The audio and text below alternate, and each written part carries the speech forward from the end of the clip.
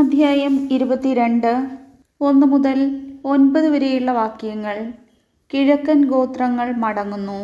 Reuben Gad ഗോത്രങ്ങളെയും മനാസയുടെ അർദ്ധഗോത്രത്തെയും Joshua വിളിച്ചുകൂട്ടി. അവൻ അവരോട് പറഞ്ഞു, കർത്താവിൻ്റെ ദാസനായ മോശ നിങ്ങളോട് കൽപ്പിച്ചതെല്ലാം നിങ്ങൾ അനുസരിച്ചു. എൻ്റെ ആജ്ഞ നിങ്ങൾ അനുവർത്തിക്കുകയും ചെയ്തു. നിങ്ങളുടെ സഹോദരന്മാരെ ഇന്നുവരെ നിങ്ങൾ ഉപേക്ഷിച്ചിട്ടില്ല.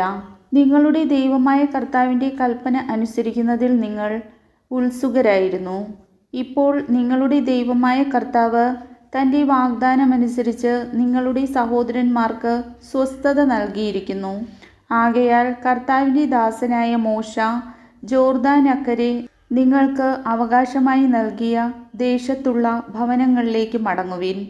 നിങ്ങളുടെ ദൈവമായ കർത്താവിനെ സ്നേഹിക്കുകയും അവിടുത്തെ വഴികളിലൂടെ ചരിക്കുകയും അവിടുത്തെ പ്രമാണങ്ങൾ അനുസരിക്കുകയും അവിടത്തോട് വിശ്വസ്തത പുലർത്തുകയും പൂർണ്ണ ഹൃദയത്തോടും പൂർണ്ണ ആത്മാവോടും കൂടെ അവിടുത്തെ ആരാധിക്കുകയും ചെയ്യണമെന്ന് കർത്താവിൻ്റെ ദാസനായ മോശ നിങ്ങൾക്ക് നൽകിയിട്ടുള്ള കൽപ്പനകളും നിയമങ്ങളും അനുസരിക്കുന്നതിൽ നിങ്ങൾ പ്രത്യേകം ശ്രദ്ധിക്കണം.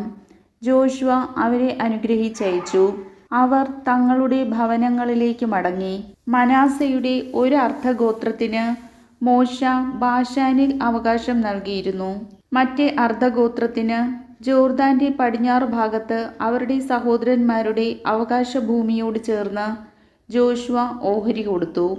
അവർ അവരെ അനുഗ്രഹിച്ച് സ്വഭവനങ്ങളിലേക്ക് അയച്ചു. അവൻ പറഞ്ഞു, വളരെയധികം കന്നുകാലികൾ, വെള്ളി, സ്വർണം, പിച്ചള, ഇരുമ്പ്, വസ്ത്രങ്ങൾ എന്നിവയോടുകൂടി സമ്പന്നരായി നിങ്ങളുടെ ഭവനങ്ങളിലേക്ക് മടങ്ങിപ്പോകുവിൻ. ശത്രുക്കളിൽ നിന്ന് ലഭിച്ച കൊള്ള വസ്തുക്കൾ സഹോദരന്മാരുമായി പങ്കുവെക്കുവിൻ. അങ്ങനെ റൂബൻ ഗാദ് ഗോത്രങ്ങളും മനാസയുടെ അർദ്ധഗോത്രവും ഇസ്രായേൽ ജനത്തോട് യാത്ര ചോദിച്ചതിനു ശേഷം കാനാൻ ദേശത്തുള്ള ഷീലോയിൽ വെച്ച് കർത്താവിൻ്റെ ദാസനായ മോശയുടെ കൽപ്പനയനുസരിച്ച് സ്വന്തമാക്കിയ ഗിലെയാദിലുള്ള ഭവനങ്ങളിലേക്ക് മടങ്ങി. കർത്താവിൻ്റെ വചനം.